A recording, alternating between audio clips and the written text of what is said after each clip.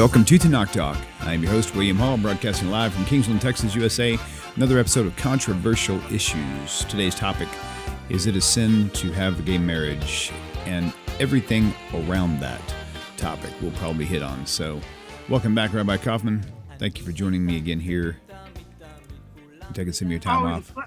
Always a pleasure. This should definitely be a hot topic. We're not taking any calls today, right? Correct. Do me a favor, tilt your camera down. I didn't realize that this screen was off. I'll tell you when it... That works. Thank you, sir. Oh, and actually now turn it to your left a tiny bit. A little bit more. Keep going. Right there. That's good. Perfect. Thank you. Now you can tilt it back just a hair. Sorry. Hey, man. There you go. That's good right there. All right. Perfect. There you go.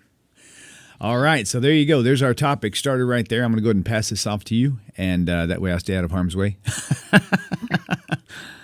But you're never that far away. So, I know. I'm sure you're going to come in, just interrupt, just like you always Yeah, do. So that's good. Just don't let it go too far off topic, because then we'll never finish. So there you go. Okay. Take it away. All right. Again, always a pleasure to be here. So let's start from the beginning. Right? There's, even before I start, let's make clear, right? There's an agenda. There's an agenda out there, right, that the gay and lesbian community want to say, this is called alternative lifestyle, whatever, but it's a natural attraction, right? A natural thing.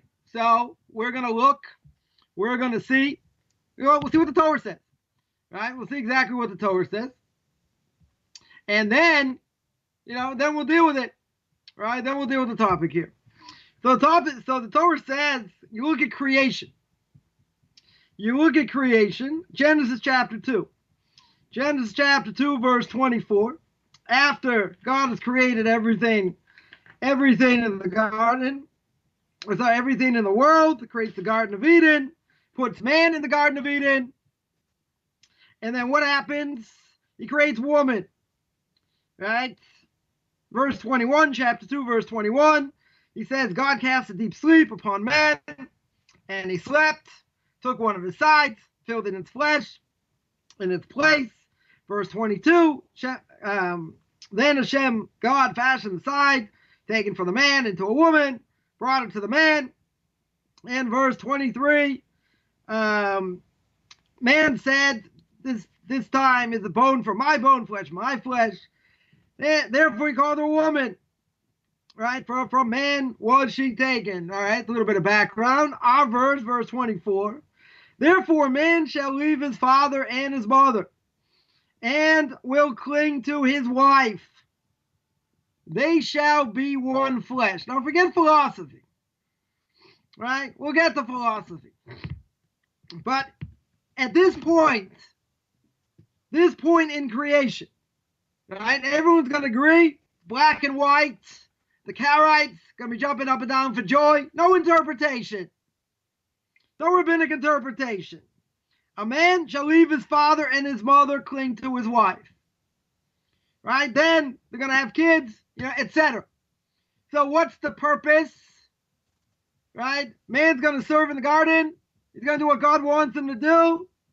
But he wants man to be with a woman. That seems pretty clear, right? He's going to cling to his wife. Doesn't say cling to a man. There's no spin, right? There's no spin over here. And they were both naked, etc. They weren't ashamed, right? For the evil inclination was inside of them, etc. Okay, let's get back. Let's go to our verse. Leviticus chapter 18. Leviticus chapter 18, verse 22. What does the Torah tell us? Torah says, you shall not lie with a man as one lies with a woman. It is an abomination. Don't lie with an animal. Verse 23. Don't lie with an animal. Be contaminated with it. A woman shall not stand before an animal for mating. It is a perversion.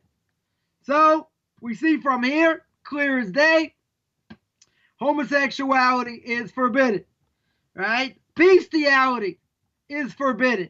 Now, if you look at chapter 18, right? You look at the entire chapter over here. What is the entire chapter talking about?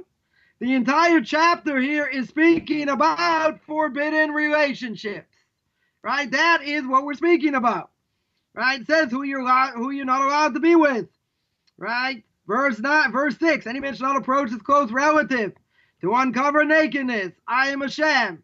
Verse 7, nakedness of your father. Verse 8, nakedness of your father's wife. Verse 9, nakedness of your sister. Forbidden relationships, right? That is clear. This is what we read, by the way, on Yom Kippur by Mincha, by the afternoon service, these forbidden relationships. Now, someone's going to claim, okay, so you look at the verse previous to our verse on homosexuality, right? Seemingly it's out of place. It's talking about Molech, right? Talking about serving the idol Molech. It says, verse 21, chapter 18, verse 21, book of Leviticus, do not present any of your children to pass through for Molech. Do not profane the name of God, I am Hashem. Now, what's the connection? What does that have to do? What does that have to do with idolatry? Now, the whole thing with Molech, there are two interpretations. One interpretation is they took children right in front of the idol, threw it into the fire. Right? You see human sacrifice forbidden, called an abomination. Right? Or whatever, it's forbidden. Forbidden over here. Another interpretation is they walked on fire before the idol. Regardless, this is something that's forbidden. Now, there's normally a connection between the verses. So if there's a connection between the verses, and I've heard people say, see, it's talking about idolatry. It's talking about what they did in idolatrous practices. Because what's the next verse say? Don't lie with a man as one lies with a woman. So it's not a forbidden relationship. It's about idolatry. Well, maybe you have a case. The only problem is you have 20 verses before that about forbidden relationships. So how can you tell me I have one verse before my verse, right? Before my verse of not lying, with a man, etc. So how can you tell me that one verse takes all the other 20 out of context? Can't do that, right? That biblical exegesis will not allow you to do this. It doesn't make sense. So you're going to say, okay, there's a connection. There's a connection between the verses. So what's the connection? It comes on the Ramban. The Ramban says it's included over here, this thing about idolatry. Why? Because it's like immorality. Not that it is. Not that it's an immorality practice. Right? Like immorality we mentioned before. It's considered like, not as if it is. But it's similar. Why? Because the practice contaminated the land. And this led directly to the divine expulsion of the Canaanites. That's verses 24 to 28. Right? Don't become contaminated through any of these things. Don't do any of these things because you're going to contaminate the land, and I'm going to expel you. I'll throw you out. Right? The land is scourged. Its inhabitants. So if you do any of these things, you're going to get spit out of the land. So in Coffman's language, chump don't want it, chump don't get it. It's game over. It's not going to happen. Right? You're not going to deserve the land. But it's not idolatry. Right? It's not immorality over here. It's an idolatrous practice, but there's only one connection. Not the fact that you had homosexual relationships here or relations, whatever, by this idol. That it could be maybe by other idols, by other idol worship. There were such things, right? But that's what we're talking about here. So says the Ramban, and you can rely on the Ramban over here, right? The Ramban, one of the Torah giants, more than 1,000 years ago, right? Everyone would agree. The Ramban says it's only in connection with the verse afterwards, right? The verse afterwards says, don't do what the other nations did. Don't go in their ways. Because if you go in their ways, you are going to contaminate the land. And then you're going to get spit out of the land. So now you might tell me, maybe it's only connection to the land. So if you do it in the land of Israel, it's forbidden. If I do it everywhere else, maybe it's okay. Right? Maybe I can make such an inference. But it says don't go like these inhabitants. Don't do what they did or any of their abominations. You're not allowed to. Not only that, who else is it forbidden to? Forbidden to a native of the proselyte. A non-Jew. Right? A non-Jew. Brought down clear. Non-Jew's not allowed to do it either. Right? So you see over here that you don't want the land to spit you out. And anyone who commits any of these abominations, says the Torah, verse 29, chapter 18, verse 29, people doing so will be cut off. Right? You'll be killed and you will be cut off. It's pretty severe. Now, that being said, if we're going to be Karaites, according to this, 100% forbidden. There's nothing to talk about. It is not dependent on where you are. It's saying don't go in their ways. Right? This is like going in their ways. But 100% is talking about forbidden relationships. If it's a forbidden relationship in the last 20 verses, this verse also going to be the same thing. Nothing to do with idolatry. Right? Some people may make that claim. Now, someone would say, right? Someone would say that, in such a case, what if someone's born this way? There are people who want to claim there's a gene, right? There's what we call a homosexual gene. Well, there are a lot of genes that people have that make them do terrible things, right? They have bad character traits. People have an anger gene. People have a miser gene. Well, maybe it's never been proven. We don't really care about science in general, but it doesn't matter, right? We have these tendencies, right? Within Judaism, we have these tendencies in order to break them, right? As the Ramchal, Moshe Chaim Coffman, may his name be blessed, brings down in Derech Hashem. We talked about the purpose of man, that God sets up limits, right? He sets up limits in this world, and he wants you to enjoy this world, but he wants you to do it within certain parameters, right? So we put certain things out there. He gave you an evil inclination. Through that evil inclination, you have to overcome it. That's your job in order to reach potential. Now, some people have different inclinations, some stronger, some weaker, right? But everybody has them inside of us, right? Different drives.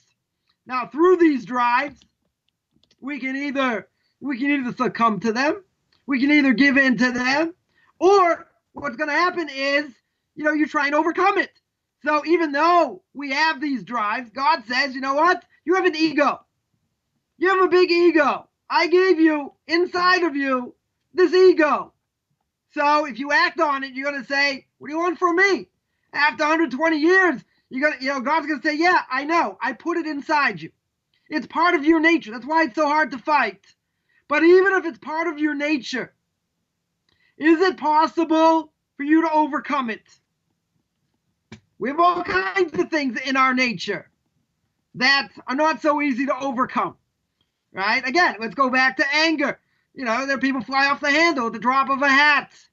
People are conceited. People, you fill in the blank. Any number of bad character traits. So God's going to tell you, if you don't work on overcoming them in order to reach potential, right? What's God going to tell you? That's what I created you for, to overcome it. But all these things are very strong, right? They work inside of me. If they work inside of me and they're part of me, okay, it makes it more difficult. I agree. Makes it definitely more difficult in order to overcome. Is it impossible?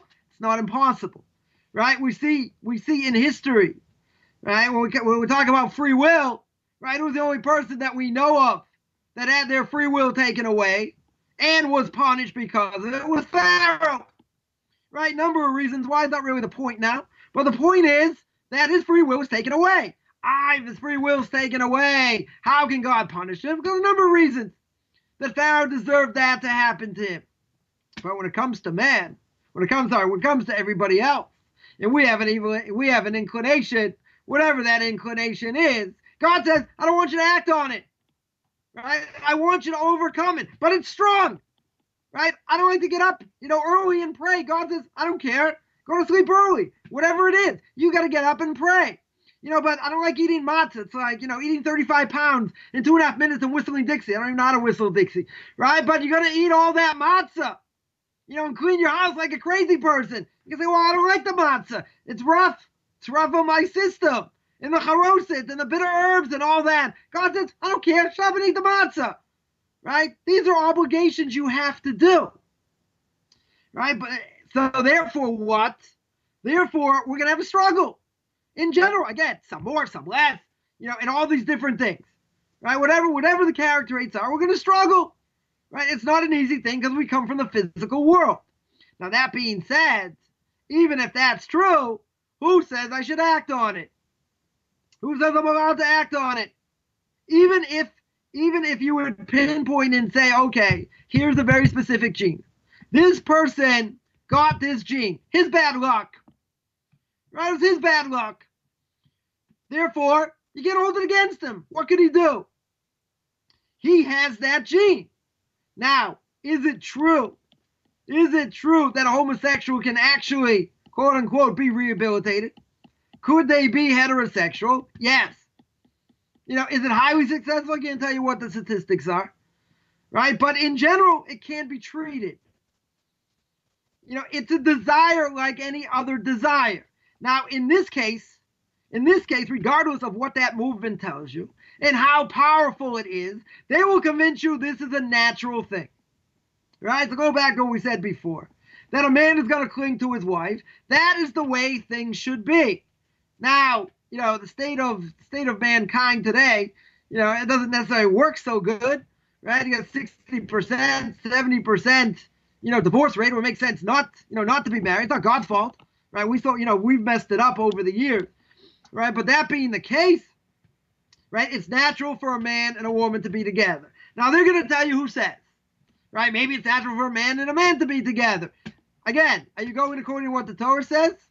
Or are you going according to, what society is going to tell you? Because what they're going to tell you is, it's a natural inclination. Now, for some people, they may have a strong inclination. But at the end of the day, it doesn't matter. Why? Because even if it's a natural inclination, who says they have to act on it? Right.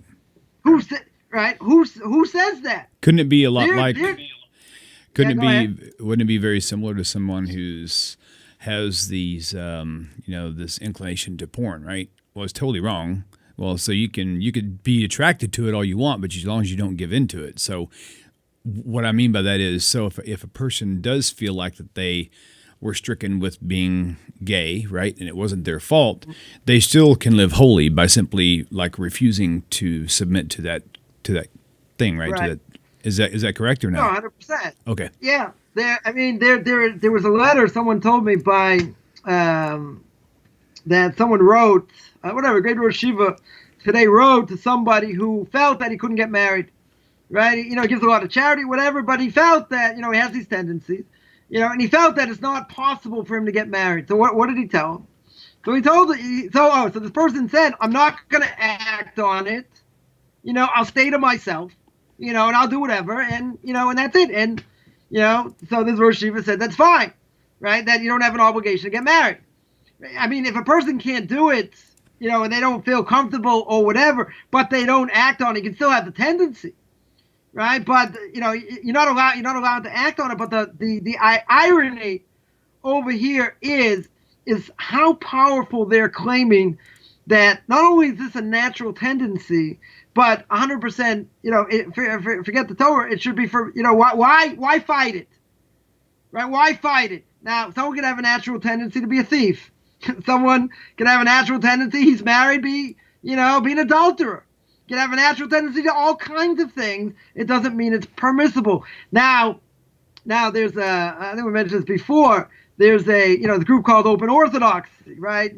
I always say, have your mind open till your brains fall on the floor. They're more like, I would say, conservative and, to the left of them. And now they're performing same-sex marriages, right? Which, how can they call themselves Orthodox? What do they do with this verse? Right, so it's interesting. So I'll tell you a crazy thing that you give people a little bit of knowledge, or they think they know something. It's almost like the Christians and others say, "Oh, I know what this verse means." Yeah, but it's always a but because they don't have any oral law. They don't know how to interpret over here. So I'll tell you what they say, or what some of them may say, why they say that there shouldn't be a problem. Because they're going to claim a person's under onus, right? What does onus mean? Is someone who's commanded to do something, right? But they don't really have choice, right? In other words, they're sort of forced into it. They're like their hands are tied behind their back. They have no free will over here. It's based on, it could be based on emotion, but it's based on, their inner self, of what they're what they're being forced to do. In other words, it's like their free will's being taken away. But that just goes against everything we just said. In other words, even if you want to claim, it's part of my nature, in a person's under onus, he says, what could I do? Right? This is my natural inclination. Right? Nonetheless, right, they're going to say, well, it's not chosen. It's an expression that can't be forbidden. What do you mean it can't be forbidden? Then what about anger? Fill in the negative command, the bad character trait, right? We'll fill it in step by step. All of these you could say the exact same thing. Well, I'm under onus, right? The Talmudic dictum, onus Rahmana Patre, right? If I'm under onus, it's like I don't have free will, then I'm exempt, right? Then it shouldn't be a problem, right? But at the end of the day, you could say that about anything, and then you justify anything, right? Then you say, well, I get to this point, where it's so part of me, whatever, I just can't deal. And this is the way it is. I had, when I was in college, I had somebody, was trying to keep kosher, and, so one time he just had this treif urge, right? He had this non-kosher urge, like, I have to go get this pepperoni pizza. Like, I have to. It's like, this guy's like going out of his mind, and he couldn't handle it. And that, that's part of the real struggle. Okay, he ended up doing it. And he ended up giving in. But you cannot make that claim, after 120 years. You can't make that claim in front of God and say, what do you want from me? The evil inclination was so strong I gave in, right? What's God going to answer? Very simple. Of course it's strong. Who do you think put it there? Who do you think gave it to you? Okay, what? Do you think you have it stronger than others? Maybe you do. Doesn't matter. What gave you the right to act on it? So in my language, someone's going to come up with this idea of onus. It's a crock. It doesn't make any sense, because then you can justify anything you do by saying, what could I do? I was under onus. And if I'm under onus, I can't be held responsible. How in the world can you not be held responsible? Right? But the main thing we mentioned before, is the fact that they want to make this a natural thing. Right? It's a natural, it's a natural inclination. It may be for some people, right? But we have all kinds of natural inclination. So the answer is, so what? So you need help, just like any other thing. That's forbidden, right? Just like you mentioned, porn addiction, gambling, alcoholism, all these things, right? People can have more tendencies by the way they're brought up, what they experience, all kinds of different things. And what does God say? He says, I don't want you to do it. I don't want you to act on this. He says, yeah, but he came from a broken home, right? His father was a mafia boss, right? It's in the blood. They kill people. They torture people. So person gets caught, right? Extortion, money laundering, this, whatever it is, gets in front of the judge. Says, what do you mean? It's the family business. This is what goes on. It's in my blood. Yeah, they're going to lock you away and throw away the key. That's it. You don't have a claim. Okay, you tell me it's against the law. You're not allowed to act. You're not allowed to do this. It's forbidden. Fine. So it comes along the Torah. You cannot make. I don't see how you can make any other claim, because when you look at the other so-called Jewish movements, within Judaism, okay, they've already permitted it years ago, right? Because they say it's a natural thing. There's no problem with it, and we're going to throw out everything else in Torah. We're going to accept a few things, throw out other things. So we'll put this in also because there's a reality, and the reality is there are people like this, and if there are people like this, you cannot shun them. Okay, so let me ask $1 million question. They come to your synagogue. I should welcome them with open arms, right? What if they're married? Hello, Bill and John, how you doing? I should welcome them. Okay, it's a touchy issue. I understand it's a touchy issue. But at the same time, there are things that the Torah says I can't, I can't say it's a good thing. I can't recommend it. I can't sanction it, right? And they were quote unquote Orthodox rabbis at a gay lesbian parade. How could they be there showing solidarity? Don't know. I don't have an answer. It's forbidden. You can't be that open-minded. What do you do? What do you do with this verse? I don't care how you look at it. Put a spin on it. Something. What are you going to tell me? How can you tell me that it's permissible? And why are you showing solidarity for that? Right? Would you show solidarity to someone who stole? Would you show the same solidarity to someone who's an adulterer, someone who committed fraud, all these other things? But there's one major difference. There's one major difference, because what's going on today, you've never seen the history of man. What's going on today is, okay, it's one thing you want to do it privately, right? You want to act on it privately, you want to do whatever you want behind closed doors, whatever, fine. You want to bring this out into the public, and you want to say, we are going to change everybody's reality. This is a religion. This is what they've made it into be.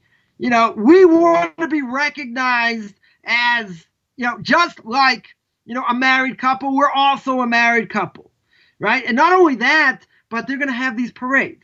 They're going to flaunt it. And they're going to show there's nothing wrong with it. This is a natural thing. And anyone who says anything against it, you're homophobic. That's what you are. You're a Bible thumper. Come on. Who says it's true? Who says God wrote it? And they're all homophobic and misogynist and all this. Okay. Maybe it's true. Maybe it's not true. Doesn't matter. They have an agenda. A very, very powerful agenda. And what do they want to show? They want to show this, there's nothing wrong with it. That this is a natural thing.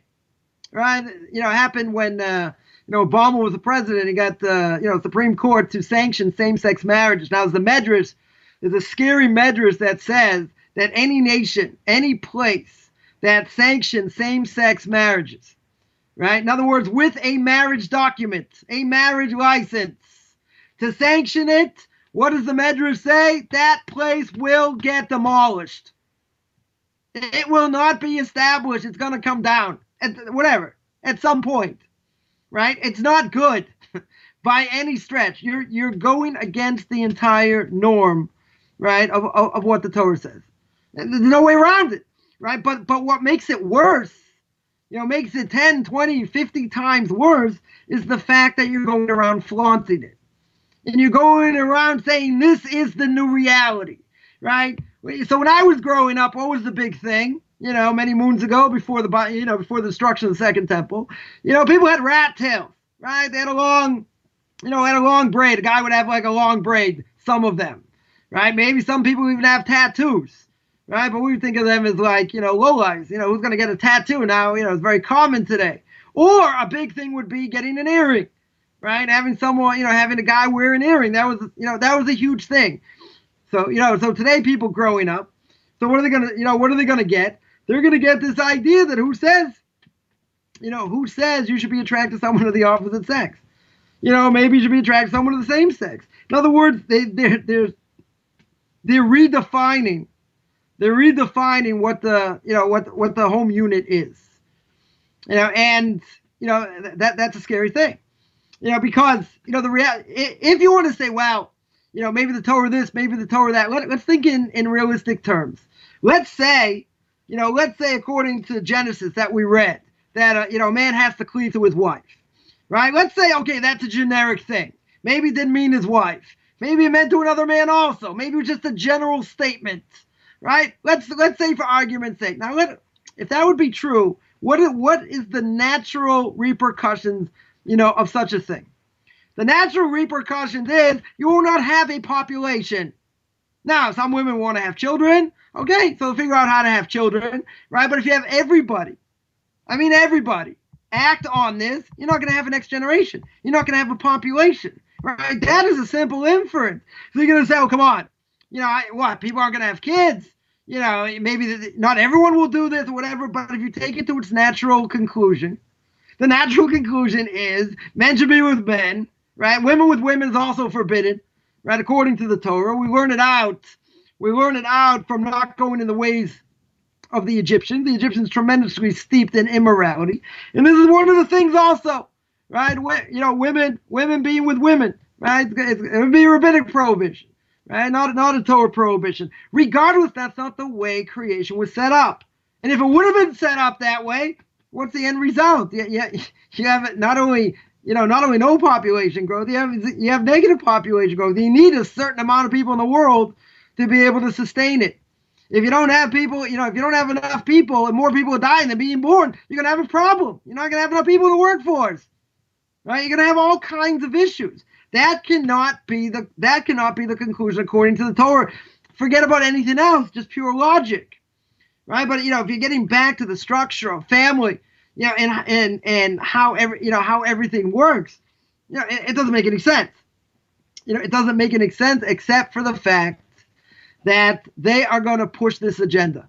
And they're pushing this agenda, like you can't imagine. There was a story a few years ago about a woman who was a clerk, and, two guys came in, county clerk, two guys come in, want a marriage document or a certificate, whatever, saying they're getting married. She refused to do it, right? The whole big thing, right? So the question is, if she was a Jew, right? This wouldn't apply to a non-Jew, but if she was a Jew,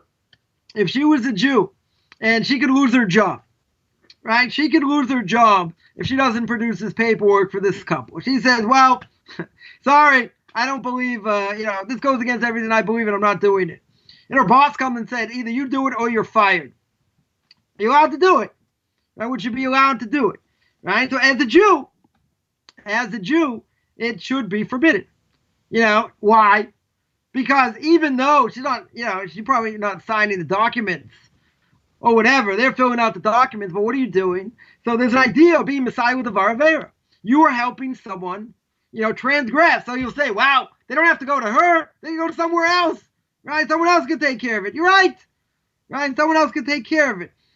But at the same time, you got to show it's wrong, right? My Rebbe once said, someone came to him and said they were making a parade here in Jerusalem, going right by his yeshiva. So he said, what should we do? He goes, well, I don't think you should be, if they go by, I don't think you should be, giving out Tootsie Pops, Tootsie Rolls or like candy or something. He said you should be out there, learn out there and show that, you don't confront, right? You're not going to confront, but what you should do is you have to show it's wrong, right? You have to show some form of protest that it's wrong, right? So then people ask, people say, but they're not going to change, right? He said, it doesn't matter. He said, you don't want to get upstairs after 120 years, right? And he said, well, it's okay. What can I do? Right? So not everyone believes in protesting or whatever, right? It's not really the point here, but the idea is that something like that goes on. How can you sit back? First of all, how can you endorse it, right? As an Orthodox Jew or as a Noahide, how in the world can you endorse it? Right? You say, well, I can be friends with such a person. I'm not saying not. You can't endorse it though. You cannot say this thing is okay. Right? Forget about being politically correct. It's forbidden. The Torah says clear. It is forbidden. Right? Now, the person himself, even though the act itself will call an abomination, right? The person can always repent. He can always do tshuva. Right? But, the act itself, we don't say the person's an abomination. Right? We say the act is. We want someone to repent. Want someone to do tshuva. It is a little bit of a slippery slope. The rabbi of the synagogue, what do you do? Someone comes in, right? But you have to make a stand. That people have to know clear, where we're holding. They don't have to like it. They can say whatever they want. It doesn't matter. But a person cannot give Webster's fifth definition, of what this is. There was a whole controversy in England, right, months ago with the chief rabbi. Because they wanted to put in yeshivas, they wanted to teach part of the curriculum about homosexuality. So he's got a political position. Not too many people in the Orthodox world really listen to him anyway. Doesn't really have any power, right? But as the chief rabbi of England, right, he came out and said, this is what has to be taught, right? And we don't have an issue with it. And it'll be a good thing to open their minds a little bit. You think that's going to happen in Muslim schools? I don't think so. right? They fought it. They don't. The English government's not even going to go in there. Not even going to. They're not even taking a chance to be riots all over the place, right? But what's the problem? Even if you tell me he's only saying it to be politically correct and all that, you say, oh, what does he do with that? What does he do with Leviticus chapter 18? Right? Doesn't he believe if he's an Orthodox Jew it's forbidden? Yes. It's a political position, so what is he trying to do? He's trying to placate the government. Good. Nobody listens to him anyway. Good. But he's the chief rabbi. He's not some bozo down the street. Right? He's not an Orthodox Jew who doesn't represent anything. This person has a stamp of approval from the government, from the government of England as the chief rabbi. If he himself is the chief rabbi, people say, see, Orthodox Jews say it's okay. Now again, the vast majority of Orthodox Jews don't hold of him, but that's not even the point. The point is, so what? So let them come and say, if you don't teach this, it's a tremendous danger. Because if they say, listen, if you don't teach this, we're going to shut you down. They're still fighting this, right? They've won a few battles so far. Not over, right? But if they say, it's either this or we're going to shut down your schools, right? Because probably getting, funding from the government or whatever, right? They say either you teach this or we're going to shut you down. And that's it.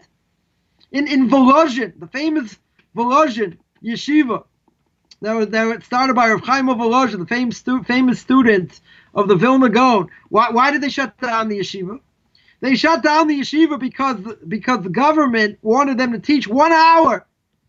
For 1 hour, I think a week, wasn't even an hour a day. I don't think it was an hour a day. They wanted to teach Russian. They wanted the people there, the students there to learn Russian. So they made a decision that if they say we have to teach Russian, they're gonna, we give in. They're gonna say we have to teach other things that are gonna be 10 times worse. So what do? They disbanded the yeshiva, shut it down. That was for teaching Russian. We're not talking about teaching, God forbid, alternative lifestyles and making it seem like it's normal. That it's going to be part of the curriculum. Doesn't matter how much they teach it or whatever it is, but the fact that they're exposed to that, it's a tremendous danger. There's no question, right? It's tremendous danger. But if it comes to that, and it's either put up or shut up, either teach it or we're going to shut you down, okay? This is not negotiable. This is not, okay, we'll teach Webster's 5th definition. Forget Webster. Forget his 8th definition. 10th definition. You're not allowed to give in. Not 1 inch. Because once you do, then you ruin the whole system. Right? You ruin the whole purpose of what you're educating your kids in. Because you're taking something, so basic, and you're telling them it's okay. Don't worry about it. Some people do this. Some people do that. People do other things. So, we'll open up the floodgates. But this is a pretty serious thing that you're going to let in. So, so people were up in arms. People were up in arms against Chief Rabbi. Like, come on. My language would say in Boston, don't be a wuss. Okay. So you got a nice cushy job, right? As the chief rabbi. It's a good thing I'm not chief rabbi over anything because I can say what I want. If people like it, they don't like it, doesn't matter, right? But at the end of the day, you got to stand up for what Torah means and what it is. People say, wow, Torah's so backwards, Torah's this, Torah's that. Doesn't matter. I am not budging. What about intermarriage? Any difference with intermarriage? People give 8 definitions why intermarriage is okay. No, it's not. Forget about there's no conversion or whatever. Not even talking about that. Every Jew knows you're not allowed to intermarry. How can you give a stamp of approval on that? How can you even call them to the Torah? If you call them to the Torah, what's the blessing they make? The blessing they make is Asher Bachar Banu Mikol Amim. You have chosen me from all the nations. But guess what? Christine is sitting in the audience. Your wife, your fiance, whatever. This non-Jew. How can you make that statement? The blessing in vain. Right? So you got to say, wow, can't give them an honor. You can't call them to the Torah. Look what they're doing. You might as well tell them, okay, go to the ark, take out the Torah, say, okay, I'll take out the Torah. Okay, uncover it, right? Take off the mantle from it, uncover it, open it up. Very good. Pick it up. Okay, now throw it on the ground. Here's another question for you. Now throw it on the ground and spit on it. That's what you're doing. Since we've got about 20 minutes left, and I had to walk away for a few minutes earlier, so I'm glad you were able to continue. So the other part of the title has to do with people who want to do a gender swap, gender change. So one viewpoint you could look at that. Take away those gold medals. So one thing you could consider in your explanation is if a person is born gay, or they think they're born gay anyway, and they want to do it, if they get a sex change, then they can do what because now if the guy was a guy and now the guy becomes a girl, so now the girl can be with the guy, but he's actually a guy disguised as a girl. I know it sounds crazy, but discuss that. Major quagmire what the status is. Okay. First of all, whatever you're born with, there were cases. The Talmud says, people born, with, it wasn't clear what they were, right? In other words, it wasn't clear what the genitalia was, what was covered, it wasn't covered, whatever, right? There were different things. So, they had to make a decision, right? One way or the other. Is it considered a man? Is it considered a woman? Is it considered both? Like, how can you fulfill its obligation? If it's got seemingly both parts or some of both parts or whatever, whatever the case is. So you're never going to change. You're never fully going to change one to the other, right? Now the question is, let's say for argument's sake, you took a man, you made him into a woman, right? You made him into a woman. Yeah. So what is she going to do? She's going to sit behind the mechitza, right, as a woman. But the reality is she's a man. Right? Can she make the blessing? Shasani Kirtso? No. You made me in your image. You didn't. You were a man. There are a lot of issues. Definitely a lot of issues. So, so you get into a lot of halachic problems. So the question is going to be, is the person, is the person allowed to do that? Now, obviously, the answer is no. Right? First of all, simple explanation. Who gave you the right to play with your body, right? If it's clear you were born a man, I don't know, maybe given extra estrogen as a woman, as a child or whatever. So now you got these female characteristics or whatever. But at the end of the day, the body parts are a man. You're a man. I don't know. You're a soprano, whatever. You have the status of a man. Whatever you do, you still have the status of a man. That that doesn't change. Right, and a woman, vice versa. Now, the problem is, they want to come to synagogue. I know of a story. Someone who's doing unbelievable amounts of, Jewish outreach, and then had came crashing down, years later, divorced his wife, became a woman. So now, his kids now had two mothers, I guess, father, mother, whatever it was, a little bit confusing, right? But then this person did tshuva, right? But now he's stuck. He's a woman, right? Sits behind the mechitza and whatever. It's complicated. It's complicated what to do with such a person, right? But at the end of the day, it shouldn't change, right? It doesn't matter what you do. It doesn't matter what, what you take off, you put on, or whatever. It's not going to change anything. Right? It's going to be the same. The only question is if they want to come to synagogue, where you put them. Right? So, according to that, you got another problem. Right? Another major problem is that a guy can't dress like a woman. Right? It's a Torah prohibition. Right? Guy can't dress like a woman and vice versa. So what do you do with that? Say, well, now I'm not a man, I'm a woman. But you're not. You're not a woman. You're actually a guy dressed as a woman with some woman body parts. It makes it worse. But you're not a woman. So how do you get around that problem? I don't know how you get around that problem. Unless you say that, okay, they're not a man anymore. They're really a woman. If you look at it that way, right? But, a man in drag, I mean, that's what he is. I don't care how many hormones you give him, he's in drag. If he's in drag, we'll go back to Rocky Horror, right? Remember Rocky Horror? Let's do the time. Anyway, right? I'm digressing here, but, someone dresses like that, forbidden. Right? There's even a question by Purim, right? In the most, one of the most holy days of the year, besides, drinking and everything else, right? It's condemned pretty much for even for a child, for a male to dress up as a female.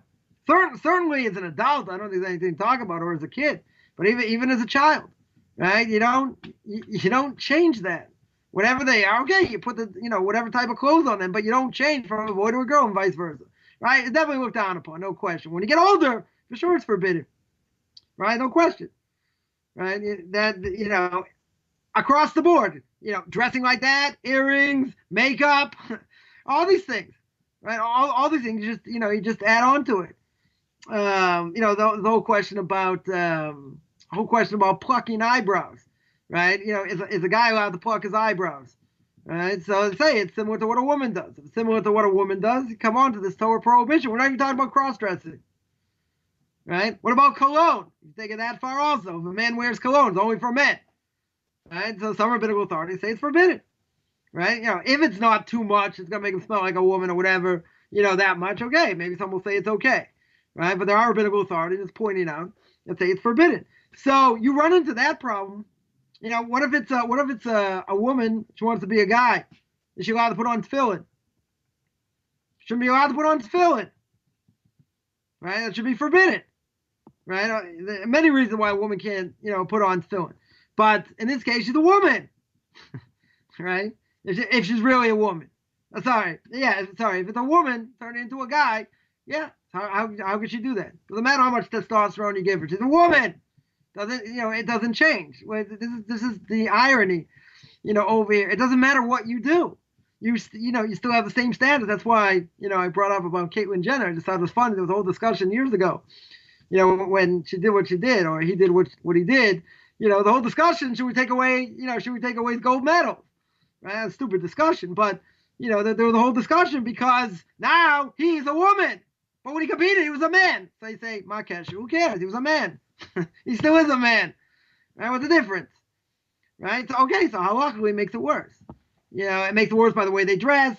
Where are they going to sit? What prayers do they say? How they fulfill their obligations? There's a whole slew of things, right? There's a whole slew of things, and I don't believe. Now I could be wrong. It's just my.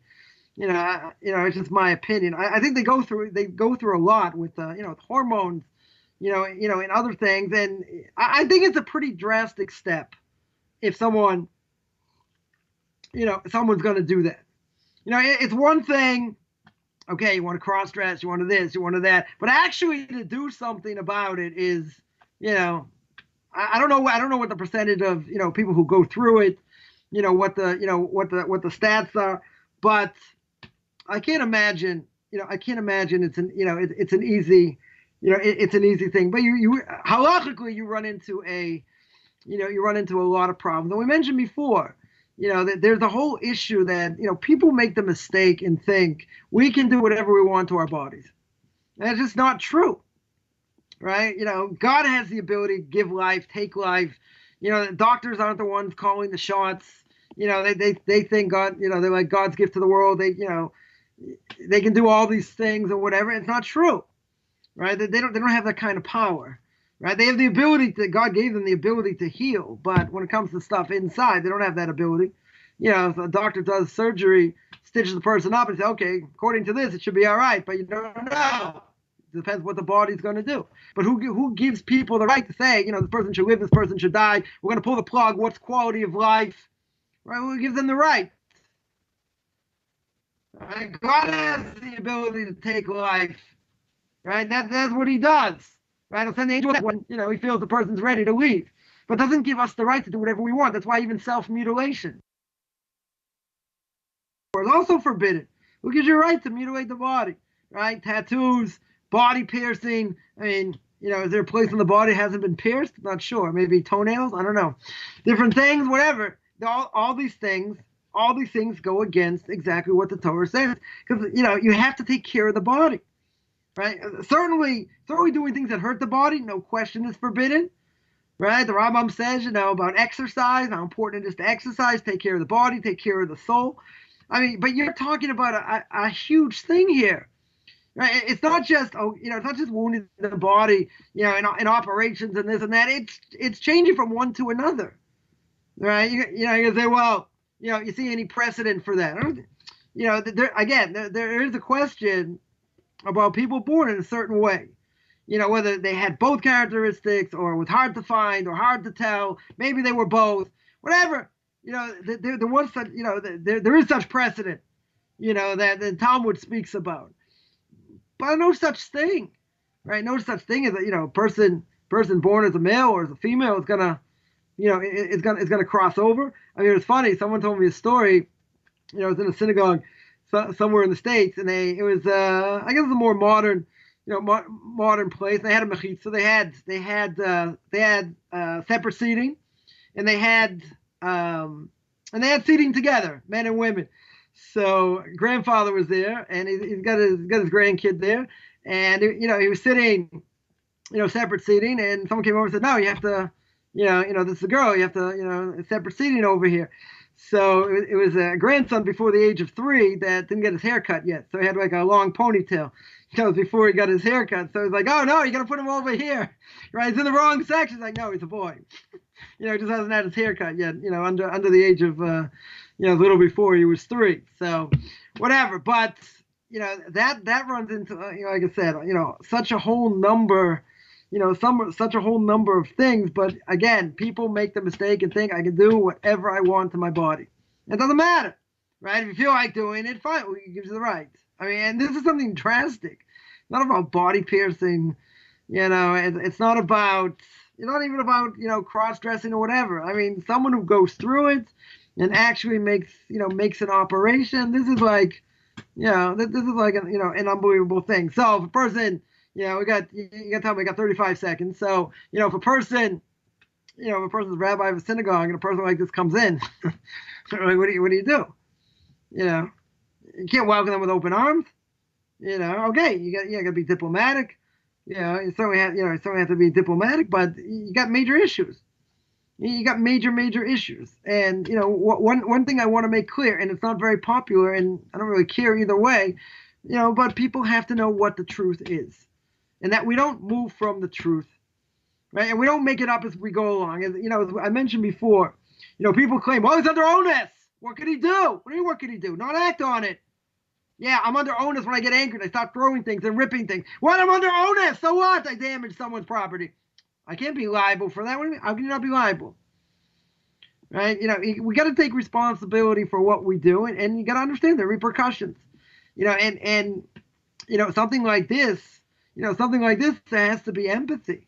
It certainly has to be empathy. But the Torah doesn't move here. There's no room to move, right? And if someone has that, attraction, but they're not going to act on it, okay, that's one thing, but if they're going to act on it and say, this is my partner and you have to accept it, and they ram it down your throat, well, I don't think there's any, right. It's really no mitzvah for that, but you have to say what the Torah says. Right, and it has nothing. Let's make clear, it has nothing to do with idolatry over here, because you got 20 verses talking about the same thing: immorality. So over here, also immorality, as we mentioned the Ramban, right? It's talking about the contamination of the land, just like you don't want to get spit out of the land. So that is the connection. That's the connection between them. Okay, very good. Well, I guess we're about to wrap this thing up then, and as always, controversial.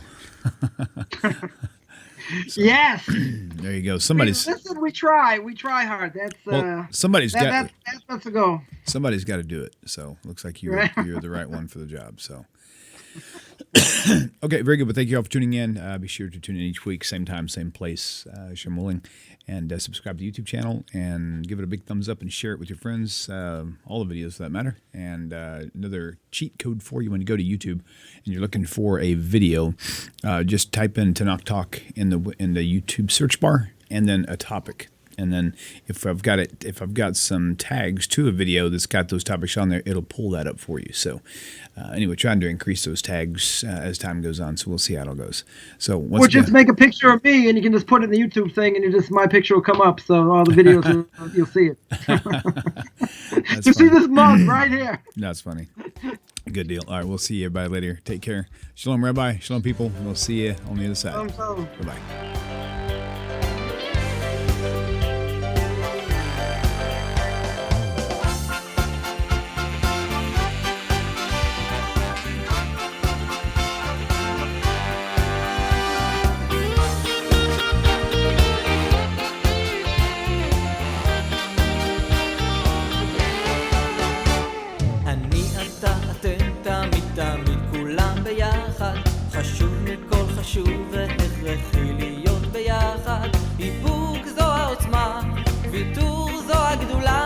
השאיפה והכמיהה.